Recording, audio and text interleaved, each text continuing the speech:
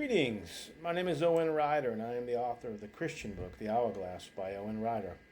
One of the more common misconceptions among people, as well as even among some Christians, is that a church is a building with doors and windows and seats, when in reality, according to the Greek New Testament definition for the word church, ecclesia, the church is actually, and I quote, the called out ones, end quote. Ones being best defined as those who have individually accepted Christ as their sin-bearing Savior. Such a process began with Jesus Christ's willingness to shed his innocent blood and thus sacrifice his physical life as a much-needed sin offering for all fallen mankind.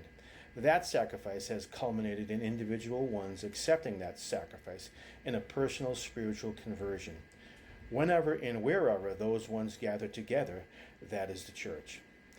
Recently, we were all subject to the news that an assassination attempt was made on former President Donald Trump's life. And considering the details of that attempt, I am personally convinced that if it were not for the ongoing prayers of Christians, that attempt would have succeeded. That prayer, whether done on your knees in a quiet place or in the form of a personal conversation with Jesus Christ, is our strongest option when considering the dark forces we as human souls find ourselves up against in the cosmos. Consequently, we must not only continue our fervent prayers for our former president, but his family as well as his staff, as well as all the Christian leaders in our nation and in the world itself. At the same time, we must pray for those who oppose us and ignorantly find themselves as mere puppets en route to an eternal prison sentence. And most importantly, we must pray that the Lord would bind and intervene in the workings of the satanic cabal that runs our world, all the while enslaving mankind beyond what our eyes have been permitted to see. In the Gospel of Matthew, chapter 16, Jesus Christ is curious as to who the people in general think he is, even to the point that he asks his disciples.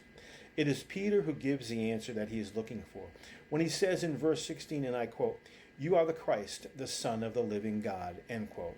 And it is with this heavenly revelation where Peter gets his name, which is Cephas, and or the stone or a rock upon which Christ's church of called out ones can be built. You see, as called out ones, we too are individual stones who see Christ revealed as the Son of the living God.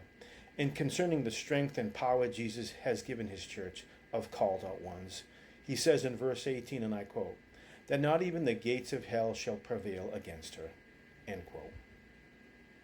My name is Owen Ryder. Thank you for listening.